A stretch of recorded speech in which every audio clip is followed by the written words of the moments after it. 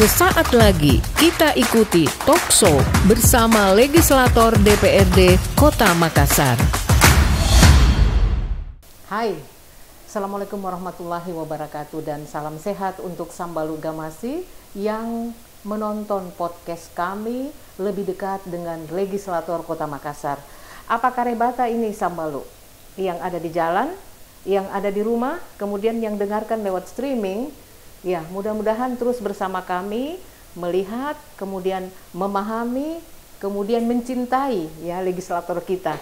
Nah, seperti janji kami kemarin-kemarin bahwa kita akan menghadirkan setiap hari bapak-bapak dan ibu-ibu kita di DPRD Kota Makassar.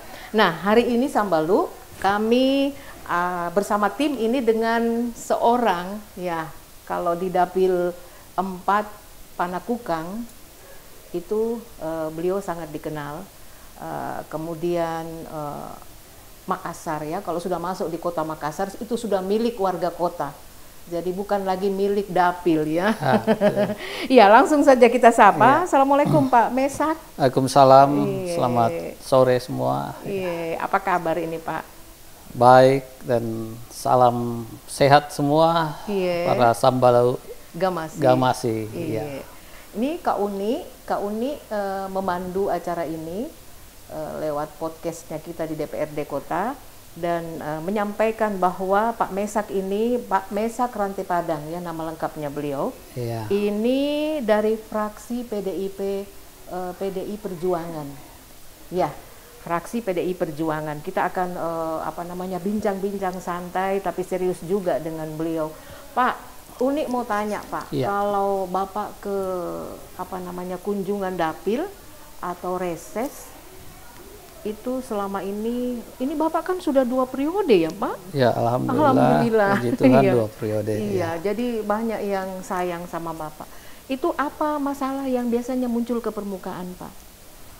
Iya, memang ini sudah jalan tahun ke-9 ya, sudah 9 tahun dalam masa amanah yang diberikan masyarakat, rakyat Kota Makassar secara khusus di Dapil 4, dan dari reses ke reses karena kami setiap tahun reses, itu memang semua yang lebih banyak itu menyangkut soal infrastruktur.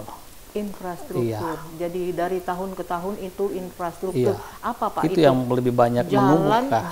Jalan, drainase, juga sekolah, gedung-gedung sekolah, karena terkait dengan sekolah, infrastruktur sekolah kita ini belum memadai di Kota Makassar, karena dalam masa-masa PPDB sekolah, pendaftaran siswa baru itu banyak yang tidak mendapatkan yang keinginan sekolah yang dimaksud karena kurangnya gedung-gedung sekolah kita. Jadi banyak yang karena ini sistem sonasi Bu ya. Pak. Jadi dengan sistem sonasi ini mereka banyak yang terhambat dari mendapatkan sekolah yang diinginkan. Jadi itulah ya Pak yang paling banyak muncul dari itu, dari ibu-ibu, bapak-bapak atau tokoh masyarakat Pak yang masukkan keluhan-keluhan seperti itu. Ya, kalau soal sekolah ya banyak ibu-ibu, karena ibu-ibu kadang lebih peduli dengan lebih comel ya kalau ibu-ibu lebih pendidikan anak. Betul. Jadi banyak ibu-ibu yang menyampaikan. Dan juga tokoh-tokoh masyarakat itu lebih banyak ke infrastruktur jalan dan drainase gitu. Iya, kalau dihitung-hitung jelang sampai 10 tahun ini tentu sudah banyak yang Bapak kawal. Usulan-usulan yang Bapak dengar dari masyarakat itu Bapak kawal, lalu menyampaikannya kepada eksekutif ya, kemudian meminta untuk diperhatikan atau bahkan mendesak untuk diperhatikan. Apa memang seperti itu Pak? Iya, kadang memang masyarakat itu sulit membedakan antara keinginan dan kebutuhan. Sehingga semua pada saat kami reses itu ya semua menyampaikan keinginannya. Tetapi apakah keinginannya itu menjadi kebutuhan, apalagi mendesak, itu persoalan. Sehingga kami sebagai wakil dari masyarakat ini betul-betul kami men-screening untuk yang mana lebih prioritas, yang mana lebih penting, yang mana lebih dibutuhkan untuk orang banyak. Iya. Jadi bukan hanya 1-2 orang gitu. Iya, iya. Sehingga saya kalau mengawal infrastruktur utamanya jalan di suatu daerah, suatu wilayah, saya mengawalnya itu dengan jalan yang utama dulu gitu. Bukan yang jalan di ya lorong-lorong lah, cabang-cabangnya kalau gitu. Harus yang utama dulu. Kenapa yang utama? Karena ketika jalan yang utama itu sudah bagus, itu dinikmati oleh banyak orang yang tinggal di lorong 1, lorong 2, lorong 3. Tapi kalau kita mendahulukan lorong 1 atau lorong 2, ya yang menikmati itu hanya yang tinggal di lorong itu aja. Baik. Gitu. Baik. Jadi saya dengan mengawal infrastruktur masyarakat khususnya jalan, itu lebih fokus dulu di jalan utama. Supaya itu dinikmati oleh banyak orang dulu. Setelah selesai jalan utama, baru kita masuk di jalan di lorong-lorong untuk kita perbaiki. Ini jalan utama kan Bapak katakan tadi melihat yang penting dulu. Iya. Untuk melihat memberikan penilaian ini penting, ini nanti bisa 2 tahun lagi, itu bagaimana caranya Pak? Kalau misalnya itu kan berkaitan juga dengan penganggaran ya, kemudian pengusulan, itu bagaimana caranya? Biar masyarakat tahu ini. Jadi memang prioritasnya itu yang mana kita bisa melihat urgensi dari jalan itu, yang mana lebih harus didahulukan pengerjaannya, itu berarti yang mungkin jalan-jalan yang lebih parah gitu. Kalau ada yang sangat parah atau jalan tanah, itu yang lebih didahulukan. Kalau yang masih bagus jalannya, tapi masyarakatnya kadang mau yang lebih bagus lagi, ya sabar dulu. Kita perbaiki dulu yang masih jalan tanah, seperti itu. Iya. Kalau jalan itu kan ada kategorinya ya Pak. Ada jalan provinsi, ada jalan kota. Itu apa bedanya jalan kota dengan jalan provinsi Pak? Iya. Jadi memang penetapan jalan itu memang sudah diatur, ada perdanya. Juga di provinsi, baik pun juga jalan nasional.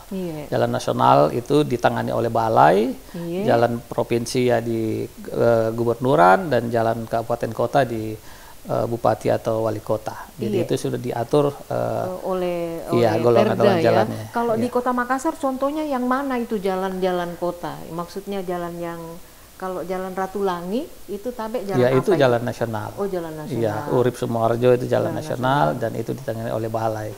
Kalau jalan Antang ya itu provinsi. Oh, begitu. Iya, gitu. Jadi kalau Hertasning itu nasional. Nasional. Terus jalan kota yang mana, Pak? Contohnya. Jalan kota itu ya kalau jalan-jalan ke ini Daeng Surua. Oh, yang itu jalan kota ya, Pak, jalan Daeng Surua. Jadi kalau masyarakat ingin protes tentang jalan yang kurang baik, harus memahami dulu gitu. Ini protesnya kemana gitu. Iya. Harus tahu dulu ini jalan tugasnya siapa, tugasnya nasional, tugas provinsi, atau tugasnya kota. Jadi tidak boleh jalan provinsi kita ngambeknya ke kota begitu Pak. Tapi kan sebagai wakil rakyat kita senantiasa menerima dan mendengarkan keluhan masyarakat. Karena masyarakat banyak yang tidak memahami. Namun kita harus memahami kondisi itu, sehingga kalaupun tidak menjadi kewenangan kami meneruskan kepada teman-teman di provinsi ataupun di pusat gitu. Seperti itu. Supaya Pak, itu bisa mengawal dan kita tidak harus acuh tak acuh, bukan kewenangan saya gitu. Tapi kita harus menjadi perpanjangan tangan, ataupun juga kami menjadi corong buat masyarakat untuk menjadi keluhan-keluhan mereka untuk kita sampaikan ke atas. Iya. Uni kembali selalu mengulang banyak keluhan warga yang masuk. Kami kan punya acara di Gamasi ya. Di Gamasi itu ada seputar Makassar dan sekitarnya. Itu biasanya keluhannya begini Pak, selalu musrembang, tapi tidak pernah jadi perbaiki. Itu bahasanya. Memang itu sering kami dapatkan juga. Baik pun juga kawan-kawan teman-teman anggota dewan itu juga kadang memasukkan usulan-usulan, itu juga tidak 100% dipenuhi, karena memang Bapak Wali Kota dalam mengawal kota ini beserta jajarannya itu juga melihat RPJMD, ya jangka pendek, jangka menengah, dan jangka panjang. Sehingga usulan-usulan itu memang tidak mesti harus diselesaikan semua, karena anggaran kita terbatas, sehingga berdasarkan skala prioritas. Memang banyak masyarakat kita musrembang, mungkin sudah 3-4 kali. 3-4 Iya. kali itu berarti 3-4 tahun.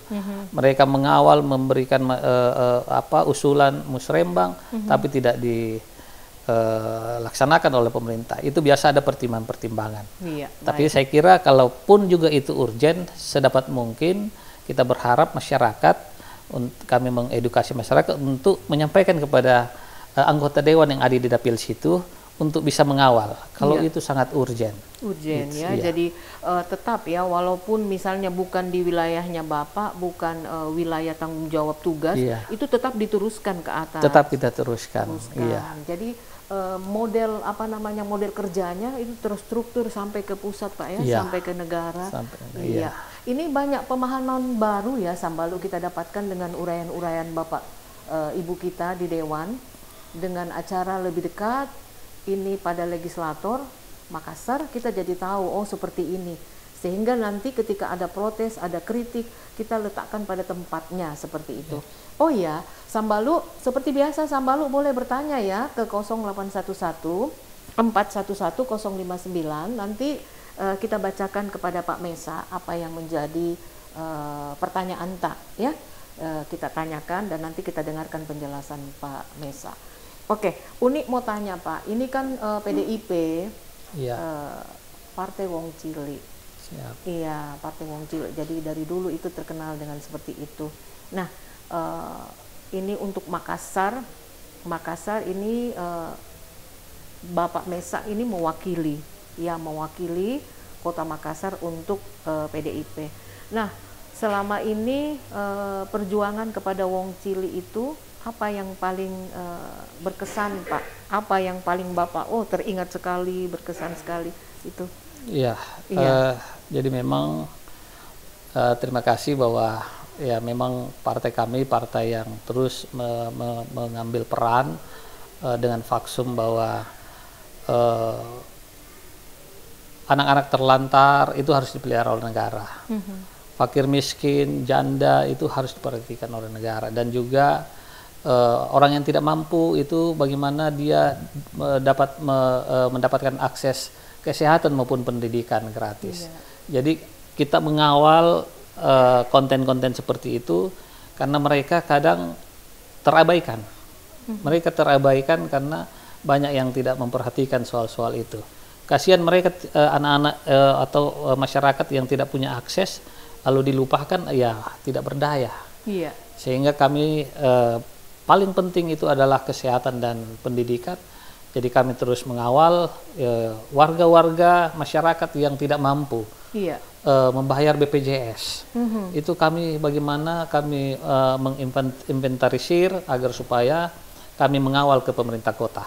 Iya. Agar supaya bisa dimasukkan ke tanggungan pemerintah, BPJS tanggungan pemerintah. Iya. Seperti Itu yang paling banyak Pak Iya, ya, yang paling paling berkesan banyak, Bapak lakukan selama di sini.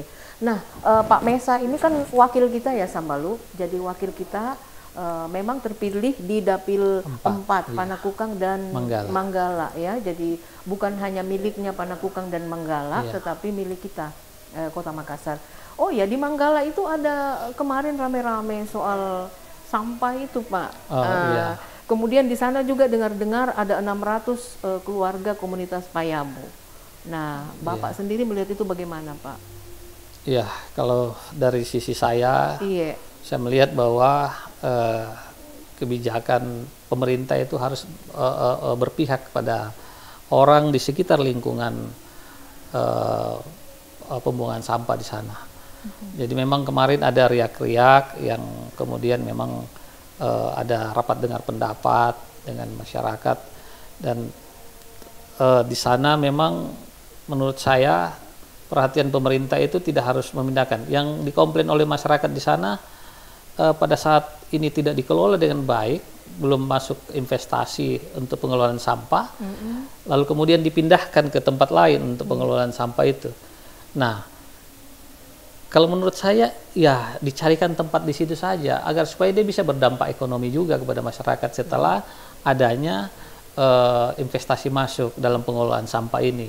Iya. Gitu. Jadi kedepannya ini sudah fix Pak ya, akan tetap di sana. Dengar-dengar kabar sudah di sana ya akan dibangun ini PSEL. Iya, kita harus berpihak kepada sana. Selama ini mereka merasakan bau, kondisi lingkungan yang tidak baik, lalu kemudian ada investasi yang masuk untuk bagaimana sampah ini diubah untuk sebagai energi, tetapi dipindahkan ke tempat lain. Ini kan juga menurut saya tidak cocok juga, gitu. Baik. Ya, warga Manggala. Jadi yang berharap tetap di sana supaya bisa tetap melanjutkan rezeki lewat sampah. Jadi sudah ada penjelasan tetap di sana. Ya, kita berharap nanti PSEL ini Pak ke depan bisa jadi salah satu proyek percontohan selain kota-kota besar lainnya, ini Kota Makassar juga. Dan sampah yang menggunung itu kalau ada PSEL akan berkurang begitu Pak ya? Iya, akan berkurang. Berkurang begitu mekanismenya. Iya, baik. Silahkan Sambalu, ini ada sedikit catatan. Iya, dicat ya. Ini dia bilang seperti ini, Pak Mesa, salam sehat katanya. Salam sehat. Salam sehat. Ini mau tanya, dia tinggal di wilayah Pampang. Iya, katanya saya tinggal di wilayah Pampang. Sudah berapa kali rumahnya katanya difoto untuk mendapatkan bedah rumah. Tapi sampai sekarang tak kunjung terjadi. Iya, dari Pak Umar. Iya, halo Pak Umar. Jadi ini bagaimana? Umar, iya, di Pampang. Iya. Iya, memang ini juga harus ditahu kondisinya. Bedah rumah ini memang itu dari dana alokasi khusus dari pusat. Itu ada program dari pusat, dan kemarin juga ada program kita tahun kemarin, kebetulan saya tahun kemarin sebelum di Komisi D, saya di Komisi C itu ada program bedah rumah. Nah, kondisi ini mungkin ya teknis saja, mungkin kadang mungkin rumahnya itu belum mempunyai alas hak yang jelas, gitu. Dan juga mungkin soal kepemilikan, kalaupun sudah difoto, kalau memang sudah memenuhi syarat semua, saya kira itu harus dikawal. Ya, gitu nanti kalau Pak Umar tahu saya, ya saya siap mengawal. Kalau sudah memenuhi syarat. Baik beberapa persyaratan masyarakat yang tidak mampu, lalu kemudian alas haknya jelas, penduduk Kota Makassar, itu saya bantu. Kalau itu sudah memenuhi bersyarat, saya bisa ditelepon. Iya, jadi biasa memang ini Pak Umar biasa masuk di acara kami Pak. Rupanya dengar Bapak mengeluhkan, ini sudah 9 kali Kak Uni, banyak sekali difoto, bercanda ya Pak, mungkin dia bercanda itu. Tapi tak kunjung juga ada bantuan untuk bedah rumah. Nah, tadi syarat untuk mendapatkan bedah rumah itu apa Pak? Bapak sekilas menggambarkan itu tadi yang milik saya sampaikan. Sendiri. Itu mempunyai alas hak yang jelas dan milik sendiri, bukan rumah kontrak. Gitu. Lalu kemudian masyarakat yang tidak mampu. Penduduk Kota Makassar. Oke. Jadi itu Pak Umar syaratnya ya. Jadi itu rumah benar-benar bagian yang kita tinggali adalah bagian milik hak tak begitu, haknya Pak Umar. Jadi kalau sama-sama dengan keluarga satu coupling, itu mungkin itu yang membuat rumit Pak ya. Kalau sama-sama dengan keluarga dalam satu coupling itu tidak ada masalah. Yang penting memang Pak Umar punya. Lalu kemudian Pak Umar tidak mampu, memang layak untuk dibedah, gitu, diperbaiki. Saya siap membantu. Oh iya, oke Pak Umar. Jadi ini Pak Mesak siap mengawal. Jadi sedikit catatan, ini Pak Umar dengan keluarga adalah penyandang disabilitas. Apalagi disabilitas, saya kira negara harus hadir untuk mereka-mereka. Jadi memang kalau kebanjiran rumahnya itu masuk air, kalau hujan dan sebagainya, memang pantaslah untuk dibedah. Nah, mudah-mudahan lewat Pak Mesak nanti, silahkan ya Sambalu yang lain boleh bertanya lagi ke Pak Mesa. Jadi apapun itu masalah di seputar kita, jadi bukan hanya dapilnya Pak Mesa, warga Makassar ya, silahkan. Karena ketika kami sudah terpilih menjadi anggota Dewan, itu kita sudah menjadi perwakilan seluruh Makassar. Benar. Kalau kita menyerap aspirasi memang harus di dapil. Iya. Tapi ketika ada keluhan di luar dapil, ada hal yang ingin disampaikan di luar dapil, ya kita sebagai anggota DPR kita siap Iya, baik. untuk mendengarkan dan mengawal. Iya, Uni melihat Pak Mesah ini benar-benar serius ya, karena di dalam catatan-catatan termasuk juga legislator yang kritis ya Sambalu, yang kritis di dalam sidang-sidang ya. Jadi kita sempat pantau. Nah, ini kalau Bapak misalnya berbeda pendapat tentang memperjuangkan rakyat, bagaimana toleransi itu dipahami begitu di dalam rapat itu, Pak. Misalnya ada yang tidak setuju, ada yang bilang jangan dulu itu, ada yang lain. Bagaimana Bapak memperjuangkan itu, Pak, supaya Sambalu tak dengar ini, tahu kalau ya bagi saya, iya. Ibu Uni, Kak Uni ya.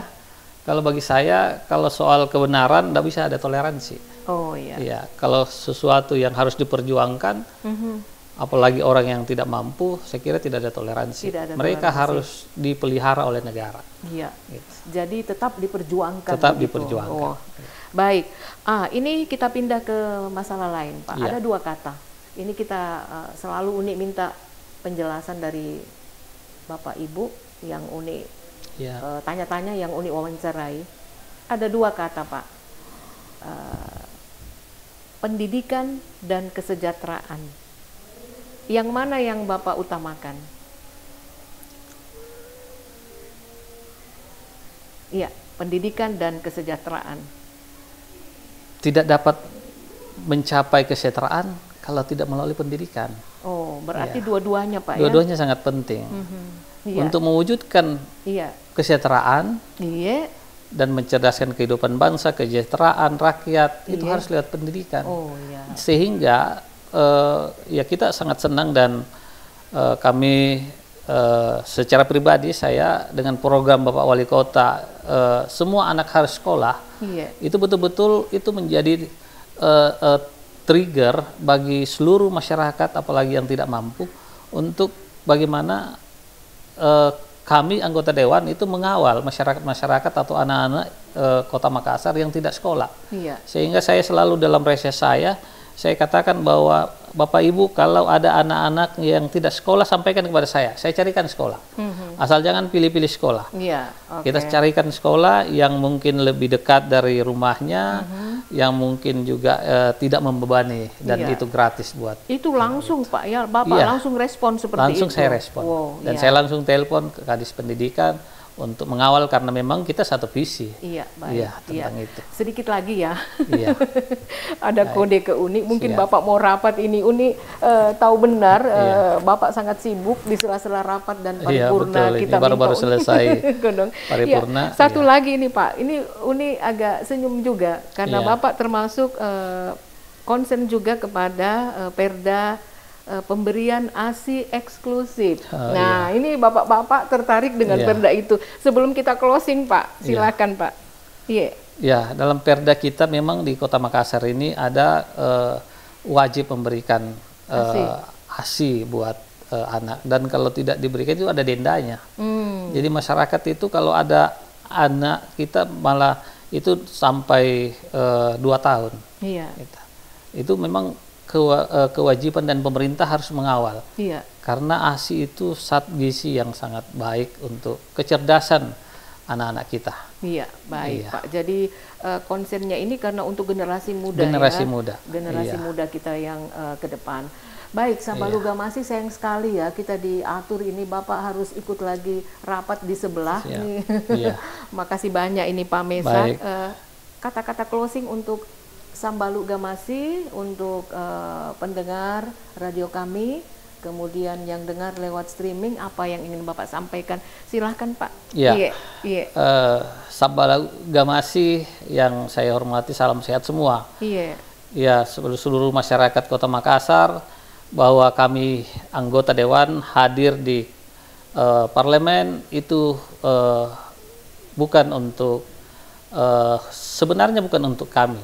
Sebenarnya itu untuk masyarakat. Makanya saya selalu mengatakan dalam prinsip saya, hidup itu tidak hanya sekedar hidup, tetapi bagaimana hidup itu dapat berguna bagi masyarakat dan banyak orang. Iya, itu prinsip gitu. Iya. Makasih. Aduh, menarik sekali ya. Iya. Hidup itu bukan hanya sekedar hidup, tetapi harus bermanfaat untuk yang lain, untuk berguna pada masyarakat. Iya. Terima kasih banyak Pak Mesa ya, Pak Mesa Rantai Padang. Ini fraksi PDI Perjuangan merawat jalinan modal sosial. Ini tagline beliau. Iya. Jadi benar sekali dari uraian dan penjelasan memang arahnya ke sana, Pak. Iya. Alhamdulillah, puji Tuhan kalau soal merawat jejaring sosial itu memang bagaimana ya itulah, itu modal saya. Modal sosial itu modal. Menuju ke parlemen itu modal sosial. Karena saya alhamdulillah ya mungkin saya dengan cerita dan teman-teman ya tidak habis banyak finansial saya untuk bisa sampai di sini. Karena kita merawat hubungan, merawat komunikasi dan sosial kepada masyarakat, dan alhamdulillah waktu periode pertama saya dengan mengawal aspirasi poinnya di situ. Mengawal aspirasi dan menjadi bagian dari masyarakat. Poin bagaimana suara saya yang 2000 di periode pertama itu naik 3 kali lipat di 6.000 lebih. Oh iya, baik. Dan alhamdulillah itu atas berkat dan juga dukungan dari seluruh masyarakat. Baik, makasih banyak Sambalu. Pak Mesa Rantai Padang, mudah-mudahan kita dikasih waktu ketemu lagi nanti Pak. Ini waktunya terbatas sekali. Makasih banyak Sambalu, nanti ketemu lagi. Assalamualaikum warahmatullahi wabarakatuh. Mari Kidi. Acara ini dipersembahkan oleh Sekretariat DPRD Kota Makassar.